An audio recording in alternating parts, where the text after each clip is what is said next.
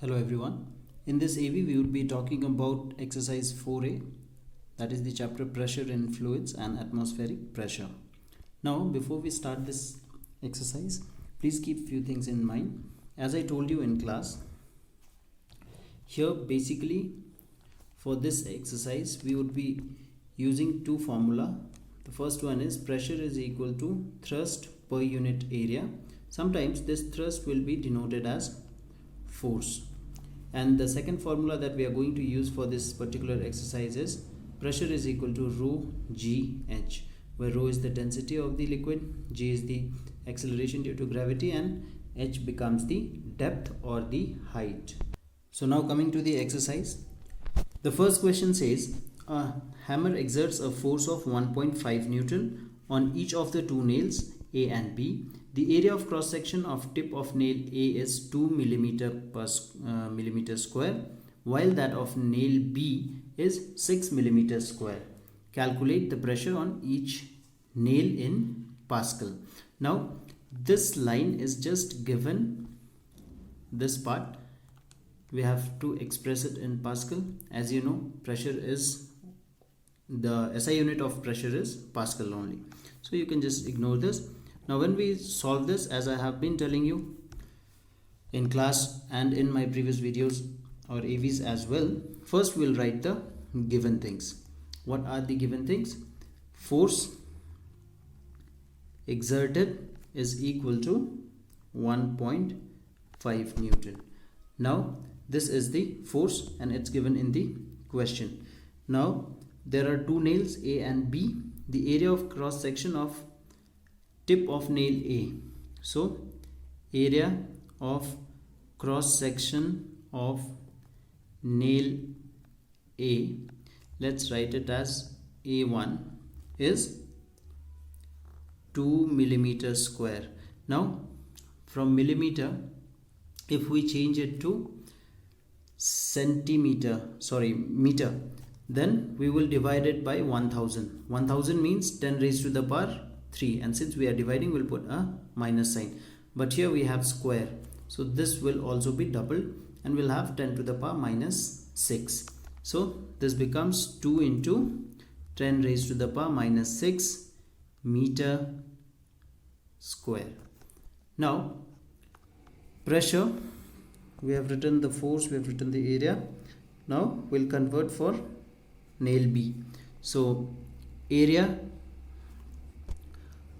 of cross section of nail B, let's write it, or let's denote it as A2, is 6 millimeter square. Now 6 millimeter square, again with this it will be 6 into 10 raised to the power minus 6 meter square. Now we have written all the given things and we have to calculate pressure on each of the nail. As I have told you, pressure is thrust per unit area. Sometimes we also write pressure is equal to force per unit area. So pressure, therefore pressure on nail A, pressure on nail A, you can also write it as P1 if you want to, then force upon area of cross section of nail A, that is A1. So force is same for both, 1.5 divided by area of cross section of nail A is 2 into 10 raised to the power minus 6. Now this minus 6, if we write it in numerator, it can be written as 1.5 into 10 raised to the power 6 divided by 2. So from this 6, that means there are 6 zeros, 1 can be taken and this point will be removed. So 15 divided by 2 will be 7.5, and since we have taken 1, so we are left with 5. So 7.5 into 10 raised to the power 5 Pascal. This is the pressure on nail A. Similarly, pressure on nail B can be calculated in similar manner. This will be force upon the area of cross section on nail B, that is A2. So force remains the same, 1.5 divided by area of cross section is 6 into 10 raised to the power minus 6. Now if you calculate it in similar manner, you will get 2.5 into 10 raised to the power 5 Pascal. This is the answer. Now going to another type of question, that is number 4. It says that the area of base of a cylindrical vessel is 300 centimeters square. Water density is 1000 kg per meter cube is poured into it up to a depth of 6 centimeter. This depth we will take it as height of 6 centimeter. We have to calculate the pressure and the thrust of water on the base, and acceleration due to gravity will be taken as 10 and not 9.8.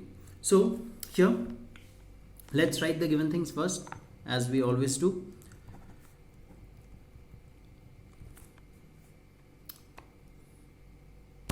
So we have written the given things. Density of water, density we have denoted it, or we denote it as rho, is 1000 kg per meter cube.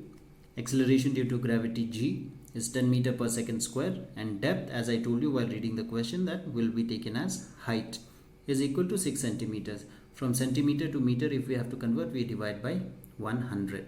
So we write it as 0.06 meters. And finally, the area of the base of the cylindrical vessel is, we are denoting it as A, 300 centimeters square.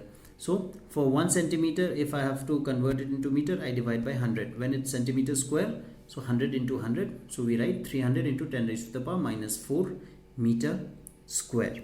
Now the first part of the question asks us to find out the pressure. So therefore, pressure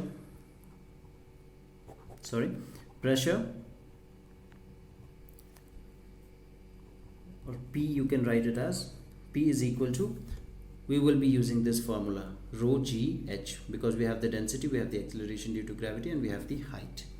So we know that pressure is equal to rho g h. So density of the water is 1000 multiplied by acceleration due to gravity is 10 multiplied by the height 0.06. So after multiplication, you will find it comes to 600, and the SI unit of pressure is Pascal. So 2 zeros, point will be removed, and we are left with 2 zeros. So it comes to 600 Pascal. Now the second part of the question asks us to find the thrust of water on the base. So we know pressure is given as thrust per unit area. So from here we know that thrust is equal to pressure multiplied by area. So we can simply put the value. Pressure we have already calculated, 600 Pascal, multiplied by area. So area also we have calculated, we have converted it into meter square. So we get it as 300 into 10 raised to the power minus 4. So 10 raised to the power minus 4 means we have 10,000 in denominator. So all the zeros will cancel out. 6 into 3 is 18, and the SI unit is Newton. So this is the answer. This is the benefit if you write the formula alongside, you can solve it quickly. Now we go to another type of question, that is question number 6. It says that the pressure of water on the ground floor is 40,000 Pascal and on the first floor is 10,000 Pascal. Find the height of the first floor. So we have to find the height. So we know out of these two formula, this formula has height in it, so we'll be using this formula. We write the given things. So here we have written all the given data that has been provided to us. Pressure of water on ground floor we have marked it as P1 is 40,000 Pascal. Pressure of water on first floor, we mark it as P2 is 10,000 Pascal. Density of water rho is 1000 kg per meter cube, and acceleration due to gravity is 10 meter per second. Now we have to find the height. So what we'll do is we'll assume let h be the height of first floor, height of the first floor. Now if this is the height of the first floor, we know the formula. Pressure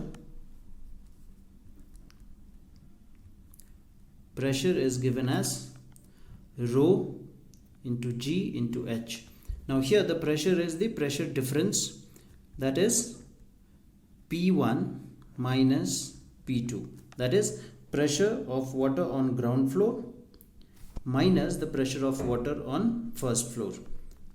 This difference the pressure difference will give us the pressure, multiplied by rho, that is the density, it's given, that is 1000, multiplied by acceleration due to gravity is 10, multiplied by h is the height that we have to find out. P1 is given as 40,000 minus P2 is given as 10,000 is equal to 1000 into 10,000 h, or multiplied by h. Now 40,000 minus 10,000 will give you 30, divided by this 10,000 will come this side and it will be divided, all the zeros will cancel out, and you'll find h to be equal to 3 meter. So you can write one line here: the height of the first floor, the height of the first floor is 3 meters. Make sure that you don't forget to write this last line. This gives a good impact on the examiner. I have been reminding you about this in class as well. Please practice it so that you don't miss it out during exam. Now another type of question is question number 7. It says that a simple U tube contains mercury to the same level in both of its arms. So this type of tube they are talking about. So this is U-shaped, so they call it U-tube.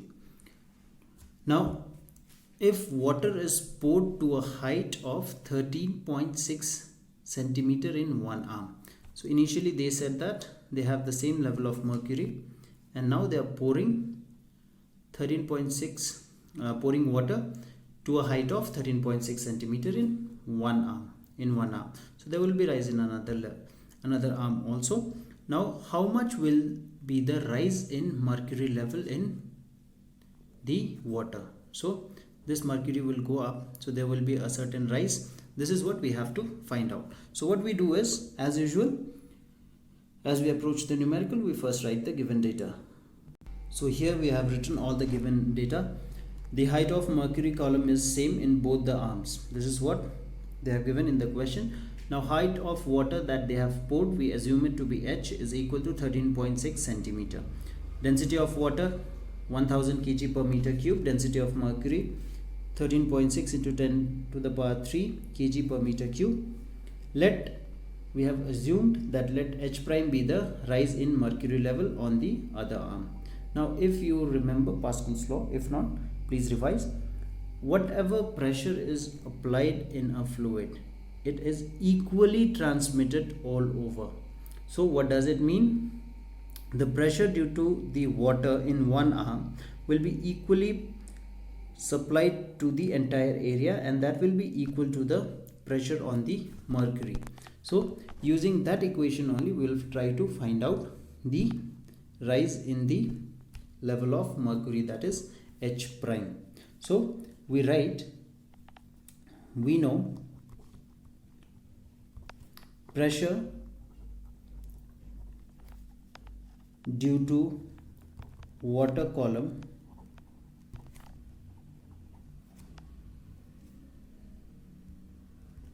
please excuse my handwriting, is equal to pressure on mercury. Now we know the formula for pressure, rho gh. So pressure due to water column, we'll write density